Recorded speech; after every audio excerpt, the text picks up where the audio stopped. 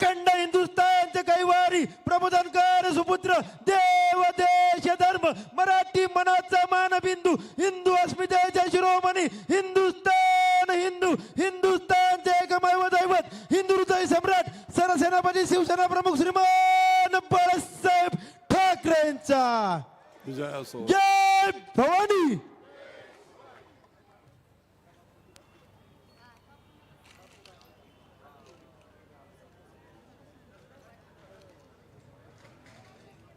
फुरसुंगी देवाची उरुळी सार्वत्रिक निवडणुका 2025 या निवडणुकीच्या दरम्यान शिवसेना भाजप युतीचे आमचे सर्व उमेदवार, जिथे भाजपचे उमेदवार आहेत तिथे कमळावर, जिथे शिवसेनेचे उमेदवार आहेत तिथे धनुष्यबाणावर, आणि नगराध्यक्षासाठी ज्यांनी नुकतंच मार्गदर्शन केलं होते ते महेंद्र सरोदे सर, त्यांची देखील निशाणी ही धनुष्यबाण आहे. आणि म्हणून प्रथमतः धनुष्यबाणावरील बटन दाबून आपण प्रचंड बहुमताने फुरसुंगी देवाच्या ओळीचा पहिला नगराध्यक्ष होण्याचा मान हा सरोदे सरांना द्यावा, अशा प्रकारचे मी आपल्या सर्वांना विनंती करतो. मला वाटतं आता सगळ्यांची नावं वाचून दाखवू का? फुरसुंगी देवाच्या ओळीतले प्रमुख प्रभाग क्रमांक 1 ॲडव्होकेट विराज बाबासाहेब करचे, ब डॉक्टर प्रियांका हरपळे, हे दोघेही भाजपचे उमेदवार आहेत. कमळाचं चिन्ह आहे. पुढे आपल्या गावच्या माजी सरपंच आणि एक धडाडीचं व्यक्तिमत्व ज्योती पंडित बुदुरकर हे उभे आहेत. त्यांचेही चिन्ह हे कमळ आहे. सचिन प्रताप काळे, सचिन आलाय का? त्यांचं चिन्हही कमळ आहे. प्रभाग क्रमांक 3 दोन्ही उमेदवार शिवसेनेचे आहेत. जयश्री सुरेश कडाळे, राहुल मारुती पवार उर्फ डिगो, दोघांची चिन्ह ही धनुष्यबाण आहेत. प्रभाग क्रमांक 4 सचिन गायकवाड आणि विशाखा संदीप काका हरपळे. टाळ्या जास्त आल्या का? काकाच्या मिसेसला टाळ्या जास्त आल्या. दोन्हीही धनुष्यबाणाच्या चिन्हाचे उमेदवार आहेत. प्रभाग क्रमांक 5 यामध्ये संगीता गोविंद सूर्यवंशी आणि राहुल बाजीराव कामठे हे दोन्ही भाजपचे उमेदवार आहेत. त्यांचं चिन्ह कमळ आहे. प्रभाग क्रमांक 6 मध्ये अतिशय धडाडीचा असा कार्यकर्ता 2008 पासून माझ्याबरोबर काम करणारा आणि प्रचंड विकासासाठी तळमळ असणारा महेश गुलाबराव हरपळे, गौरी गणेश हरपळे, दोघेही धनुष्यबाणाच्या चिन्हाचे उमेदवार आहेत शिवसेनेचे. प्रभाग क्रमांक 7 संतोष आबनवे, आपल्या सर्वांना परिचित नाव आहे. आणि त्याचबरोबर आमचे पिंटू तात्या हरपळे उर्फ गॅसवाले. गॅस सगळ्यांना माहिती आहे ना? तात्या कुठे? तुला काय फुकट कोणी गॅस मागत नाही ना? त्यांची सुविद्य पत्नी राणी बाळासाहेब हरपळे. प्रभाग क्रमांक 8 मध्ये दोन्ही माझे जीवाचे कार्यकर्ते आहेत.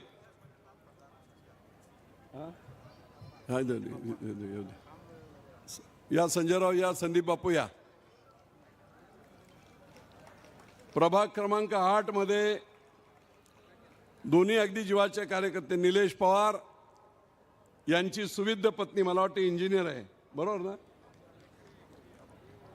मोनिका निलेश पवार आणि त्याचबरोबर अगदी माझा जवळचा कार्यकर्ता 2008-9 पासूनचे धनुष्यबाणाच्या चिन्हावरचे गणेश बाळासाहेब कामठे, जरा पुढे उमेदवारांना पुढे बसू द्या.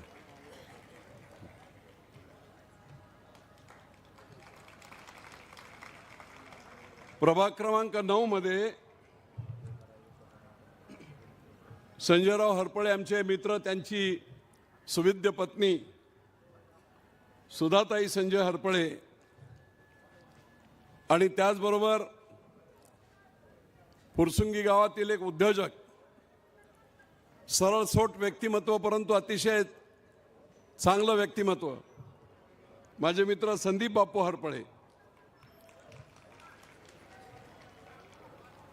प्रभाग क्रमांक 10 मध्ये सुधाताई 2 ठिकाणी उभे आहेत. सुधाताई संजय हरपळे, चिन्ह कमळ. आणि 10 ब मध्ये आहेत आमचे या भागातील शिवसेनेचे नेते संदीप काका हरपळे. काका आलाय का?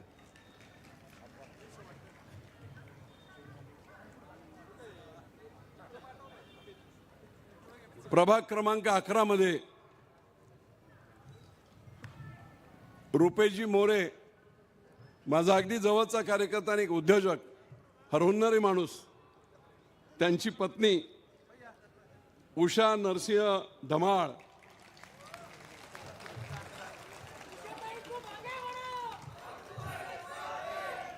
एक ॲथलेटिक खेळाडू आहेत त्या. आणि त्याचबरोबर मी ज्यांना माझी बहीण मानलेलं आहे ते लताताई धमाळ यांची कन्या आहे.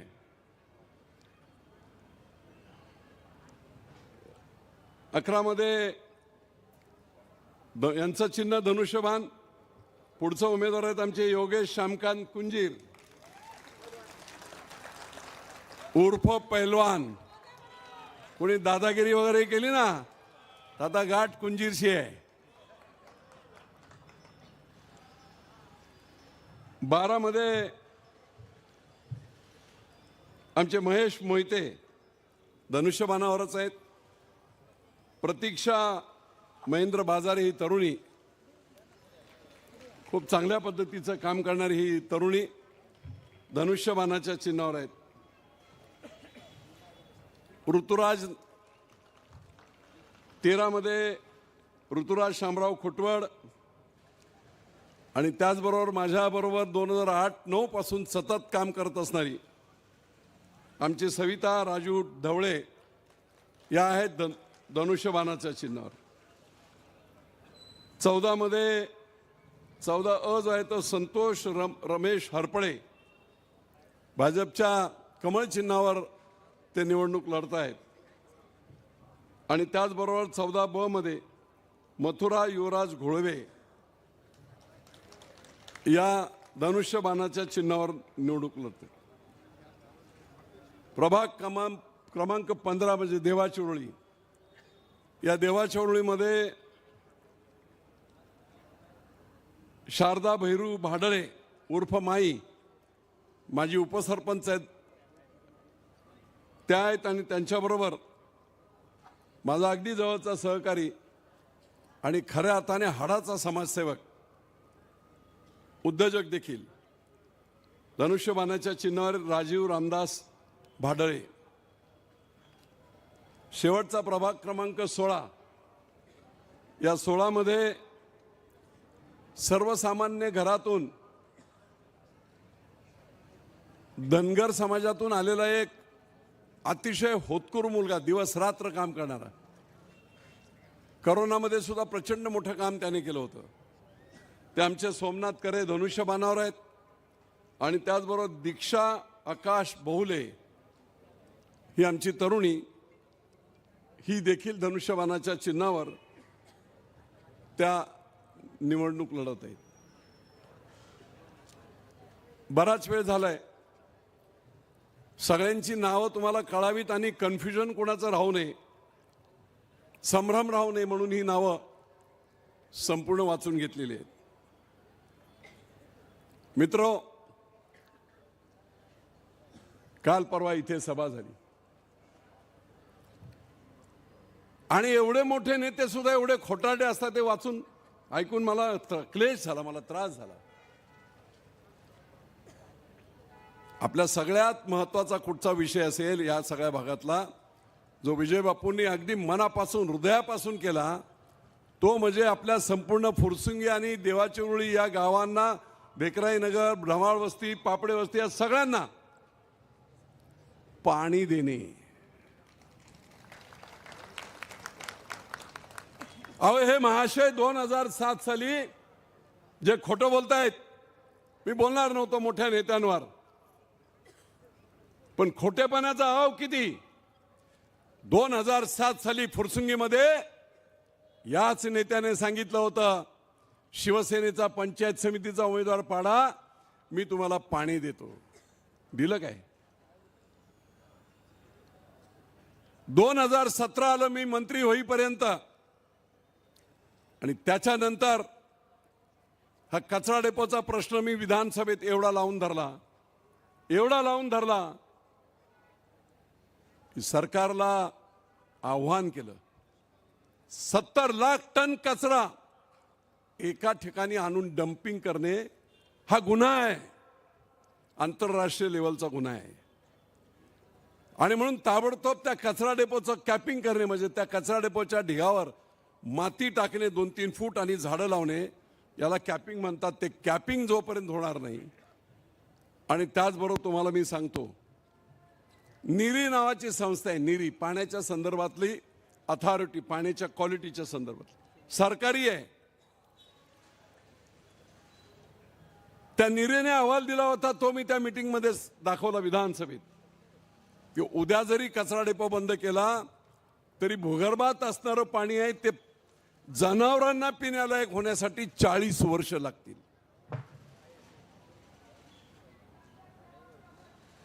आणि म्हणून त्यांना अडचणीत आणलं सरकारला. मी विरोधी आमदार होतो आणि म्हणून कचरा डेपोचं कॅपिंग मंजूर झालं आणि त्याचबरोबर पाण्याची 118 कोटीची लाईन मंजूर झाली. ते नेते म्हणतायत की पुण्याची सत्ता आमच्याकडे होती त्यावेळेस 25 कोटी दिले. अरे कशाला खोटं बोलताय? मला आठवत आहे की विधानसभेत जेव्हा खडाजंगी झाली, गणपतराव देशमुख सर्वात ज्येष्ठ आमदार, त्यांनी असं सांगितलं, या कचरा डेपोमुळे संपूर्ण पाणी खराब झालंय लिचेटमुळे, याची जबाबदारी पुणे महानगरपालिकेची आहे, राज्य शासनाचे पैसे नाही खर्च करायचे. परंतु आपलीच नगरपालिका आहे आणि 100-150 कोटी खर्च करायला त्यांना जमणार नाही, म्हणून मी ते लावून धरलं. आणि त्यावेळेस महापालिकेचं कॉन्ट्रीब्युशन म्हणून, तुमच्यामुळे खराब झालंय म्हणून जे पैसे होते सुरुवातीला 16 कोटी ते दिले. म्हणजे काय तुम्ही उपकार नाही केले, तुम्हीच वाट लावली होती. मी तुम्हाला सांगतो संजयराव, आपल्याला माहित आहे की नाही मला माहित नाही, पण काँग्रेसच्या एका नगरसेविकेला आमदार करा, मी तुमचा कोथरूडचा कचरा डेपो बाहेर घेऊन जातो. एका नगरसेविकेला आमदार करण्यासाठी काँग्रेस राष्ट्रवादीच्या लोकांनी पाप केलं आणि हा कचरा डेपो आमच्या माथी मारला. सुरुवातीला लोकांना वाटलं शेतीला खत मिळेल, पण नंतर सगळं माहीत पडलं डम्पिंग होत आहे, वास येतोय. उन्हाळ्यामध्ये कचरा डेपो पेटतोय, अख्ख्या गावात धूरच धूर. पावसाळ्यात वासाने गाडीतून सुद्धा जाता येत नव्हतं. आणि म्हणजे दोन्ही योजना, पाण्याची योजना आणि त्याचबरोबर कचरा डेपोचं कॅपिंग, 100 कोटी सरळ आणि 100 कोटी NGTच्या ऑर्डरप्रमाणे 200 कोटी. आता ते नेते बोलून गेले, मी 25 कोटी तेव्हा दिले. त्याच नेत्यांना मला जाहीर प्रश्न विचारायचा आहे. 2019 साली दुर्दैवाने अपघाताने मी पडलो, माझी तब्येत बरी नव्हती. ह्याच पाणी पुरवठ्याची योजना मुख्यमंत्री देवेंद्र फडणवीस यांना विनंती करून राज्य शासनाच्या माध्यमातून मुख्यमंत्री पाणी पुरवठा योजनेच्या योजनेमध्ये घेतली 16-17ला काम सुरू केलं, 19ला 85% काम पूर्ण होतं. किती? 85%. राहिलेले निधी किती पाहिजे होता? फक्त 25 कोटी. मी पडलो आणि त्याचबरोबर भाजप सेनेचं सरकार गेलं आणि अभद्र सरकार महाविकास आघाडीचं आलं. इथे बोललेले परवाचे नेते त्या महाविकास आघाडीमध्ये अर्थमंत्री होते. 2.5 वर्ष 1 रुपया सुद्धा तुम्ही दिला नाही, पाप केलंय. बारामतीला एसटी स्टँड बांधायला 200 कोटी आणि पिण्याच्या पाण्यासाठी 25 कोटी आम्हाला दिले नाहीत. आणि परत वरून बोलतो काय, हो माझ्यात धमक आहे रे. काय पद आहे, त्या पदाचा दुरुपयोग. शपथ घेतो आपण की मी दुजाभाव करणार नाही, मी चुकीचं काम करणार नाही. इथे 25 कोटी रुपये 4.5 लाख लोकांच्या तोंडात पाणी जाणार, घरात पाणी जाणार, त्याला 25 कोटी देण्याची दानत नाही. इतके नालायक आहात तुम्ही. आणि परत वर तोंड करून इथे बोलता. काय अधिकार आहे तुम्हाला इथे बोलायचा? कर्मधर्म संयोगाने आमचे मुख्य नेते एकनाथराव शिंदे यांनी उठाव केला. सरकार बदललं. पुन्हा भाजप सेनेचं सरकार आलं जून 2022ला. मित्र हो, मी उचल खाल्ली ताबडतोब. 2.5 वर्ष महाविकास आघाडीचं सरकार असताना काही देत नव्हते. पण सरकार बदलल्याबरोबर मी एकनाथराव शिंदे आणि त्याचप्रमाणे देवेंद्र फडणवीस दोघांनाही विनंती केली. एवढा मोठा प्रकल्प महाविकास आघाडीने सडवून ठेवलेला आहे, 85% पूर्ण झालेला आहे. आणि तुम्हाला आठवत असेल 2 ऑगस्टला मुख्यमंत्री एकनाथराव शिंदे झाल्याबरोबर 2 ऑगस्टला तुकाई टेकडीच्या आपल्या ट्रीटमेंट प्लांटवर मी मुख्यमंत्र्यांना घेऊन आलो होतो. माहिती आहे की नाही? आपल्याला कल्पना आहे की नाही? 2 ऑगस्टला मी घेऊन आलो. वर सभा झाली आणि मुख्यमंत्र्यांनी सांगितलं की टॅक्सच्या बाबतीतलं निर्णय मी घेईल, वरवंटा फिरू देणार नाही. आणि त्याचबरोबर 25 कोटी त्यांनी त्याच दिवशी सासवडच्या सभेत दिले. म्हणून माता भगिनीनं आणि लाडक्या बहिणीनं म्हणून पाणी आलं आपल्या घरामध्ये. ते पूर्ण केल्याने मीच कळफाई केली. आणि मग खोटे बोलणारे नेते 2007 साली खोटे बोलला.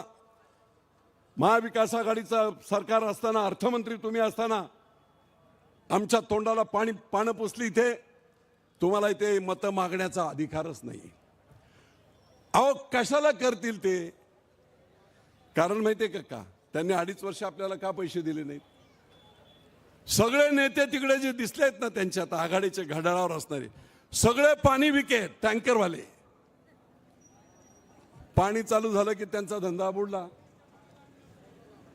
आणि म्हणून त्यांना त्यांची जागा दाखवा. बिलकुल दयामया. मी जो बोलतो तो हृदयापासून, एक नाही एक शब्द खरा बोलतो. टॅक्स किती आला होता? 12 पट. चांगल्या हेतूने आपण पुणे शहरामध्ये गेलो, पण आज शहरात गेलो आणि दुसऱ्या दिवशी टॅक्स 12 पट. लोक हैराण होते. माझ्या आमदारांचा त्याने सर्व गावागावातून जाऊन सांगितलं होतं, माझा भाऊ ॲडिशनल कमिशनर आहे, मी तुमचा टॅक्स कमी करून देतो. संजय राव त्यावेळी तिकडे होते.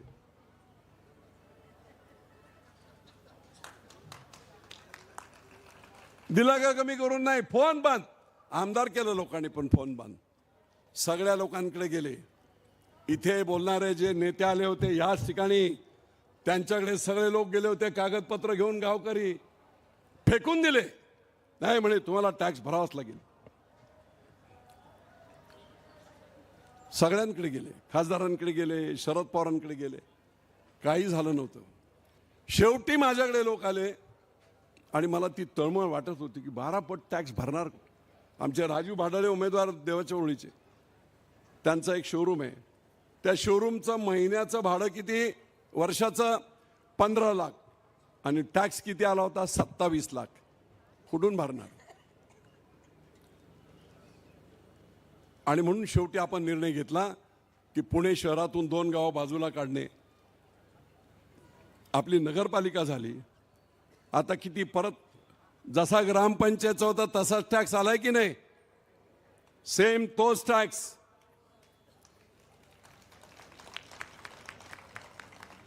आणि पहिला एक उमेदवार एक नगरसेवक होता. त्याला वाटायचं नाही नाही नगरपालिका नाही झाली पाहिजे. कशासाठी? मी नगरसेवक राहिलो पाहिजे पुणे महानगरपालिका. सगळ्यांना टाचेखाली मी ठेवणार. काय धंदे केले त्यांनी हिशोब द्यावा. 5 वर्षात किती निधी तुम्ही आणला आणि या सगळ्या देवाच्या ओढ मी जसं लेखी कळवतोय लेखी दिलेलं आहे. 650 कोटी रुपये बापूंनी दिलेत वेगवेगळ्याचे. तुम्ही काय केलं ते दाखवा. तुम्ही काय केलं मला माहिती आहे ना. ग्रामपंचायतमध्ये 2002ला झालेली पोल्ट्री, त्या पोल्ट्रीला अधिकाऱ्यांना हाताशी धरून नोटीस दिलं. 3 बंगले होते 3 भावांचे हरपळ्यांचे त्या गांधी खेळाच्या इकडे. त्यांना नोटीस दिल्या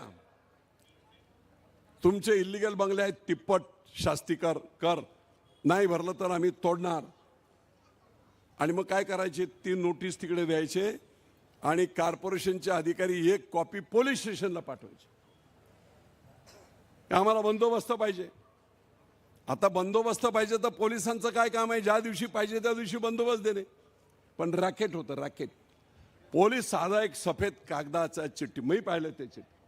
साध्या कागदाच्या चिठ्ठीवर अमुक अमुक हरपळे अमुक अमुक कामठे म्युन्सिपल कॉर्पोरेशनच्या आलेल्या नोटिसीनुसार तुमचं घर तोडण्यासाठी बंदोबस्त मागितलेला आहे. तुमचं काय म्हणणं असेल तर आणून सांगा. आता पोलिसाला अधिकारच नाही. काही संबंध नव्हता. पण पोलिसाकडे संबंधित व्यक्ती गेला. अरे बंगला तुटेल माझं काय? किंवा पोलीस हळूच सांगायचा अरे असं नको करू मार्ग निघेल ना. मग धर त्या नगरसेवकाला बघ तुझा मार्ग निघेल. माणूस घाबरून तिकडे जायचा आणि मग सेटलमेंट 5 लाख 10 लाख. उघड बोलतोय उघड. माझ्याकडे लेखी पुरावे आहेत. याच्यासाठी तुम्हाला निवडून दिलं होतं. आणि आता गँगस्टरिझम करून संजयराव मी मला आज एकाने सांगितलं एकाच घरातले 7 उमेदवार ड्रायव्हर सुद्धा उमेदवार. तुझं बापाचं राज्य आहे काय? ड्रायव्हर. आणि यांना संपवलं पाहिजे. अशा प्रकारच्या नालायक प्रवृत्ती. विजय बापू शिवतारे म्हणतात मला कोणाला दबणारा नाही. तुम्ही गल्लीतल्या डबकात रेंगणारे किडे आहात. विजय बापू समुद्रात पोहून आलेला आहे.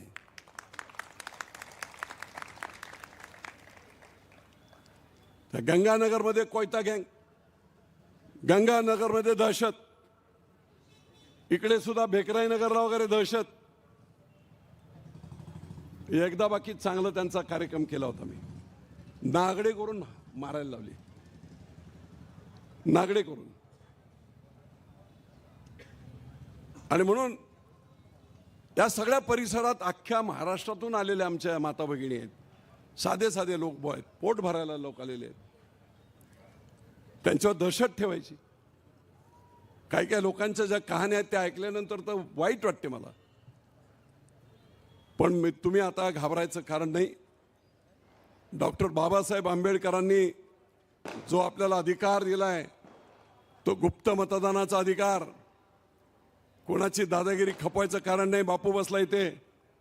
आज जाऊन धनुष्यबाणाची आणि कमळाची बटणं दाबायची आणि यांचा सुकडा साफ करायचा.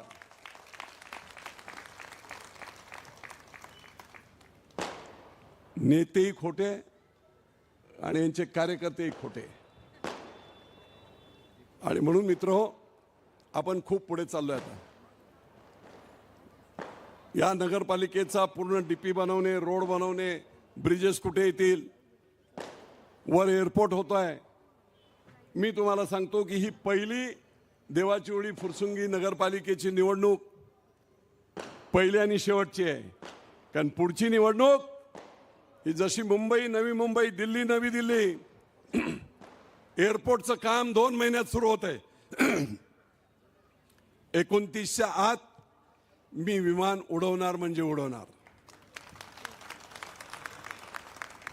आमचे पाठीमागचे सांगायचे 24ला विमान उडवणार. म्हटलं काय कागदाचं उडवतो का? कागदाचं पण आता सांगतो, बापू जे बोलतो ते करतो, कधीही शब्द पडू देत नाही. मुख्यमंत्री आमचे देवेंद्र फडणवीस, एक कार्यक्रम होता पिंपरी चिंचवडला, आयुक्त कार्यालयाचं भूमिपूजन, मोठं आयुक्त कार्यालय 100 एकरवर. त्या कार्यक्रमाला मी होतो, अजितदादा होते, आम्ही सगळे होतो. एवढ्या लोकांच्या समोर मुख्यमंत्र्यांचा विश्वास बघा विजय शिवतारेंवर. त्यांनी जाहीररित्या सभेत सांगितलं, बापू आता तुम्ही आमदार झाला, आता विमानतळ होणार होणार होणार.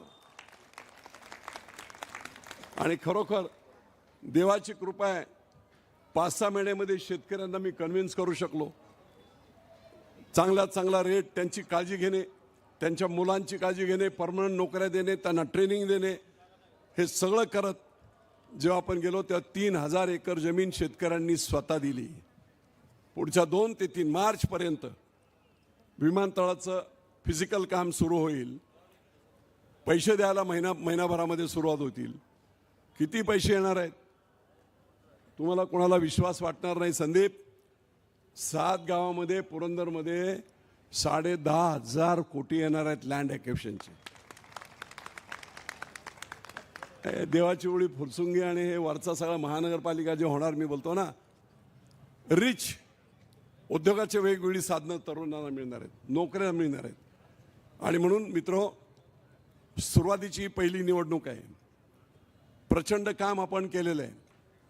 इथे एकाही माणसाने, कुठच्याही नेत्याने येऊन जाहीररित्या इथे सांगावं, अर्थमंत्री असतील, माजी मुख्यमंत्री असतील, कोणी, की या देवाच्या ओळीसाठी तुम्ही किती पैसे दिले, खासदारांनी येऊन सांगावं.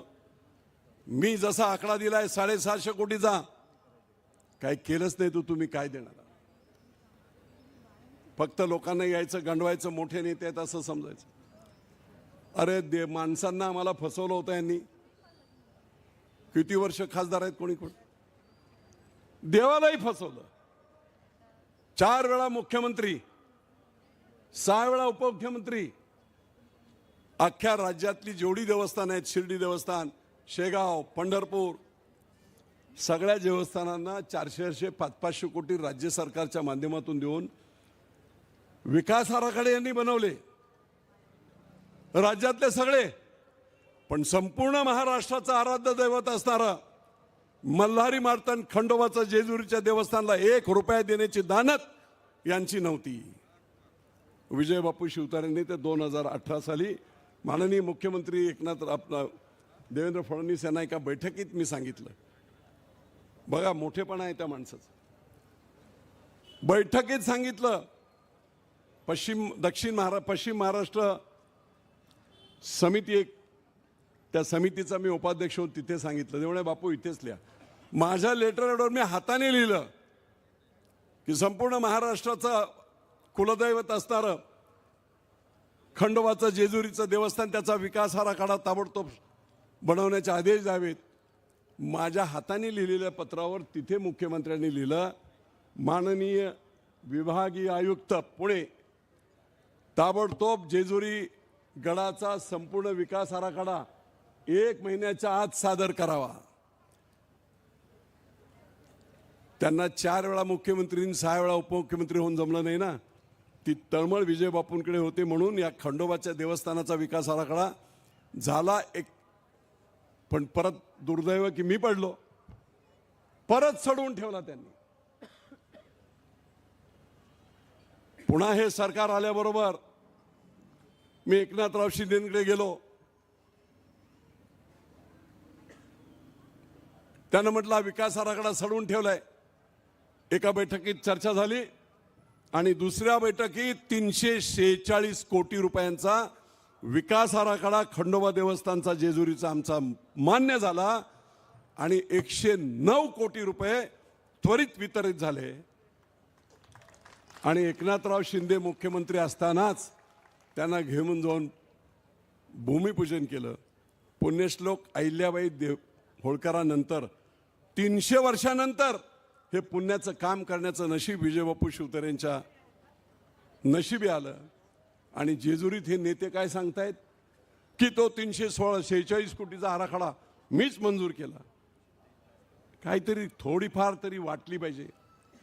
अरे बाबा 2.5 वर्ष तुमचं सरकार होतं, त्यावेळेस आराखडा थंड्या बस्त्यात तुम्ही टाकला होता.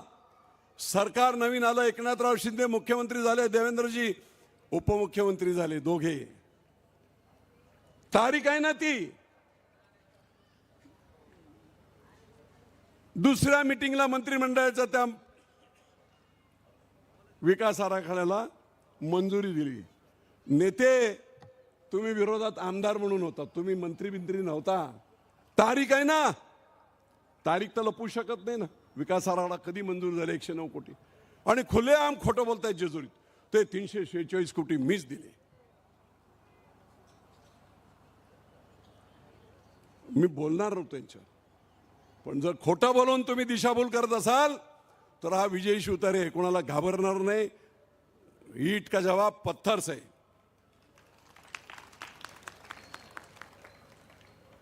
आणि म्हणून मित्रो, यांना अधिकार नाही मतं मागण्याचा. टँकर लॉबी, दारूवाले, मटकेवाले, चक्रीवाले,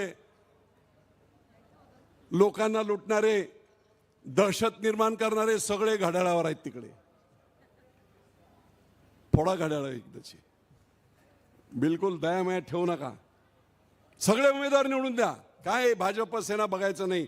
जिथे कमळ दिसेल बटणं दाबा, जिथे धनुष्यबाण दिसेल बटणं दाबा. जबाबदारी विजय शिवतारेंची, यांची नाही.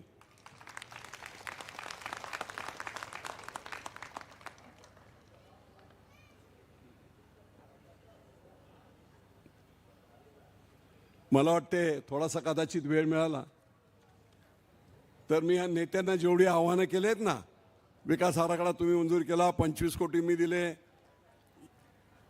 नगरपालिका केली, विरोध कोणी केला? कोणी विरोध केला? हे नगरसेवक, त्यांना वाटलं मी इथे राहिलो पाहिजे एकटा. हायकोर्टात गेले. हायकोर्टात सगळे राष्ट्रवादीचे नेते गेले होते. हायकोर्टाने लात घालून हाकलून दिलं. गेट आउट, डिसमिस करून टाकले. पुरावे आहेत, कागदपत्र आहेत.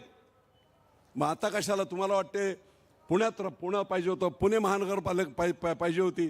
मला नगरसेवक तर जा ना तिकडे कुठेतरी पुण्यामध्ये एखादी जागा घेऊन तिकडे तरफड, आणि तिथे लढ. काय लढायचं? इथे तुम्हाला निवडणुका लढण्याचा अधिकार नाही, ज्यांनी विरोध केलाय त्यांनी. आणि म्हणून तुम्हाला मी सांगतो, पोट तिडकेने यांचा नायनाट करून टाका. विजय बापू शिवतारे राजकारण बोलत नाही, समाजकारण बोलतो आणि लोकांचं हित बोलतो. आणि म्हणून लोकांचं हित याच्यात आहे की या लोकांना घरचे रस्ते दाखवा. पुढचा मग त्यांचा बंदोबस्त काय करायचा तो माझ्या पद्धतीने मी करेल. मी पुन्हा एकदा सांगतो की 100 कोटी रुपये अजून आपल्याला मंजूर केले आहेत. एकनाथराव शिंदे मुख्यमंत्री असताना 100 कोटी. त्याची ऑर्डर मी कालच आता प्रिंट काढल्या आहेत, 50,000 प्रिंट. माझ्या नावासकट, मुख्यमंत्र्यांचे झालेल्या बैठकीसकट, त्याच्या इतिवृत्तासकट पुणे आयुक्त यांनी 100 कोटी 99.98 करोड एवढा जी गावं राहिली होती ना, 2011च्या जनगणनेनुसार ही योजना झाली. आदर्शनगर त्यावेळेस बिचितकर नव्हतंच तुमचं, त्यामुळे तिथे पाणी नाही. तुमची हुंडेकरी वस्ती, तिथे पाणी नाही. संभाजीनगर तुमचं देवाच्या कुळीतलं, तिथे पाणी नाही. आणि या सगळ्या राहिलेल्या वाड्या वस्त्यांना आणि इमारतींना, सगळ्या इमारतींना मी तुम्हाला आश्वासन देतो, सगळ्याच्या सगळ्या इमारतींना अधिकृत मीटर देऊन फुरसुंगी देवाची उळी नगरपालिका आपल्याला पाणी देईल. त्याच्यासाठी लागणारी सगळी व्यवस्था त्या 100 कोटीमधून, आणि लागलं तर या आपल्या नगरपालिकेच्या पैशातून ते करू. जरासुद्धा त्याच्यामध्ये काही अंतर होणार नाही. काही ठिकाणी हे जातात. आता योजना मी केली, पाईपलाईन मी केली, रात्रीचं जाऊन कुठेतरी वॉल खोलायचं नाटक करायचं कुठेतरी, आणि मी केलं. लोक मूर्ख आहेत का? त्या संदीप काकाच्या आमचा एरिया आहे ती काय कुमार रेसिडेन्सी पार्क इन्फिनिया, तिथे पाणी मी सकाळी सोडलंय, संध्याकाळी जाऊन अंधारात वॉल उघडताना फोटो व्हिडिओ आणि पाठवला व्हिडिओ. अरे लोक मूर्ख आहेत काय? त्यामुळे सगळ्या लोकांनी, सोसायटीत राहणाऱ्या लोकांनी, प्रायव्हेट बंगल्यात राहणाऱ्या लोकांनी, आपल्याकडे जिथे कुठे स्लम असेल त्या स्लमच्या बाबतीमध्ये आपण निर्णय घेऊ. स्लम रिहॅबिलिटेशन अथॉरिटी असेल, सेंट्रल गव्हर्नमेंटचं BUTP असेल, पंतप्रधान आवास योजना असेल, आमच्या गरीब लोकांना निश्चितपणे आपण त्याच्यातून देखील घरं देऊ. आणि माझं स्वप्न आहे, इथे 5-12 पट टॅक्स केला होता, पण निश्चितपणे मोकळी जागा आपली जिथे आहे तेवढ्यातून डेव्हलपमेंट होणार आहे. त्या डेव्हलपमेंटच्या माध्यमातून आता पुरंदरच्या बाजूला हा सगळा एरियाला महत्त्व येणार आहे.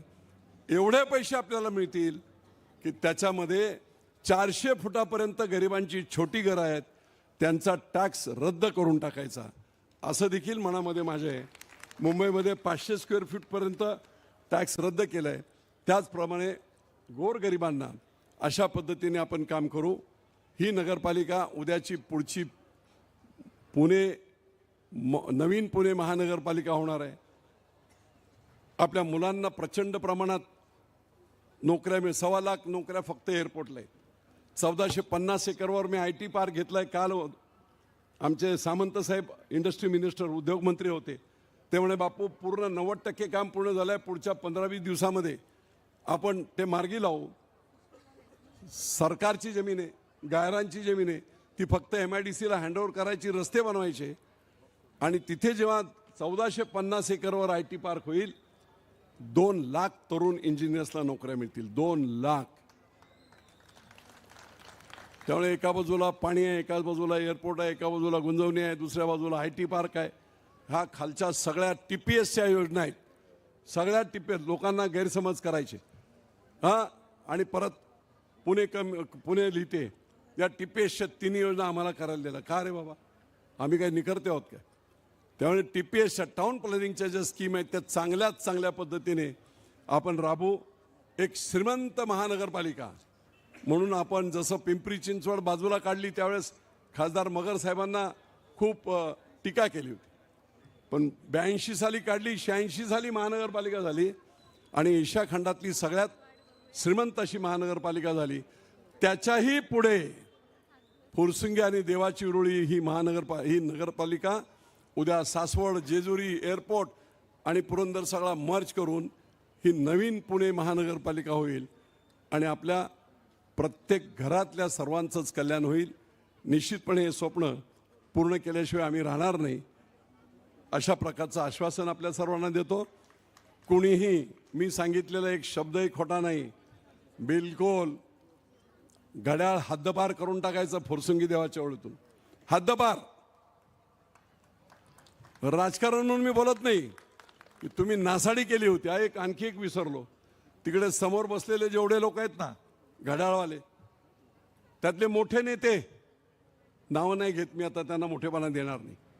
ग्रामपंचायत असताना भ्रष्टाचार केला 18 कोटीचा. जिल्हाधिकाऱ्यांनी त्यांना 6 वर्षासाठी बाद करून टाकलं आणि 18 कोटीची रिकव्हरी लावली. पैसे भरा. मग अपीलमध्ये आयुक्ताकडे गेले. आयुक्ताने जिल्हाधिकाऱ्यांचा निर्णय कायम ठेवला. मग माझ्याकडे आले. तिथून अपील कुठे? मंत्र्याकडे. पंकजाताई मुंडे मंत्री होत्या आणि मी कमिशनरच्या ऑर्डरला स्टे घेतला आणि बरेच दिवस ते असंच चालू राहिलं. विरोधात त्यावेळेस तुम्ही होता. तुम्ही केस लावली होती. आमचा संदीप काका सुद्धा होता. हायकोर्टात गेल्याने यांनी सांगितलं मंत्री निर्णय घेत नाहीत विजय शिवतारेंच्या दबावामुळे, दुसऱ्या मंत्र्यामुळे, तुम्ही ऑर्डर करा. 26 तारखेला कोर्टाने ऑर्डर केली आणि 30 तारखेच्या 4 दिवसाच्या आत तुम्ही निर्णय घेतला पाहिजे असं ऑर्डर कोर्टाने दिली.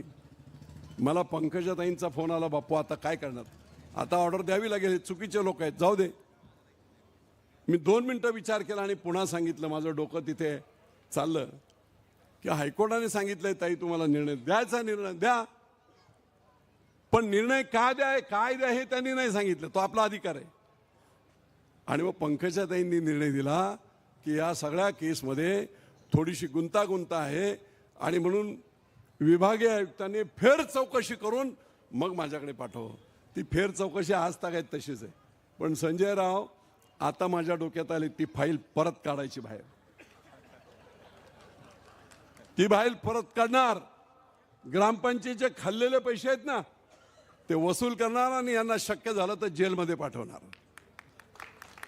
मला तोंड वर करून बोलता, एवढे चिटर लोक, एवढे भ्रष्टाचारी लोक तोंड वर करून बोलता.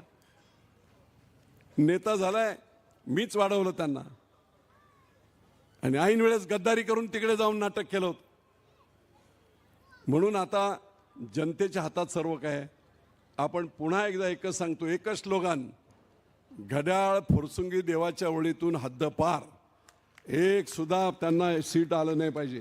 सगळी सीटं भाजप सेनेत. झाला आमचा थोडा गोंधळ सुरुवातीला, पण प्रामाणिकपणे निश्चितपणे आता परत वेळ मिळालाय असं ऐकतोय मी, पण हरकत नाही. इतका वेळ आपण सर्वांनी ऐकून घेतलं. माझ्या सगळ्या लाडक्या बहिणी, परत एकदा सांगतो, लाडक्या बहिणींना वर्षाला किती पैसे मिळतात माहित आहे काय? 46,000 कोटी. महाराष्ट्रातल्या 46,000 कोटी. मी दाव्याने सांगतो, छातीवर हात ठेवून सांगतो, त्यावेळेस एकनाथराव शिंदे मुख्यमंत्री नसते ना, तर एवढी डेअरिंग करण्याचं हिंमत शक्यतो कोणी केली नसते. आणि म्हणून आपण सर्वांनी, भाजप सेनेने हे केलं आणि त्याच्यातून आपल्या लाडक्या बहिणींना स्वाभिमानाने जगण्यासाठी 1,500 रुपये काही मोठी रक्कम नाही, पण माझ्या पुरंदरमध्ये राहणाऱ्या एखाद्या महिलेला 1,500 रुपयात डायबिटीसची औषधं येत आहेत, प्रेशरची औषधं येत आहेत. तिला मुलीच्या घरी जायचं तर एसटीला स्वतःचे पैसे मिळत आहेत. कुठेतरी खंडोबाला किंवा विठ्ठलाला जायचं असेल पंढरपूरला, तर नवऱ्याकडे 70 वर्षाच्या किंवा तरुण आपल्या मुलाकडे पैसे मागायला लागायचे, मला 500 रुपये 1,000 रुपये दे, देवाला जायचं. आज ती गरज नाही. स्वाभिमानाने ती स्वतःचा निर्णय घेते आणि ती जाते. आणि म्हणून खूप महत्त्वाचे असे हे निर्णय सगळे भाजप सेनेच्या सरकारने घेतले आणि म्हणूनच एवढ्या मोठ्या प्रमाणामध्ये 225च्या 232च्या वर सगळ्या सीट आल्या.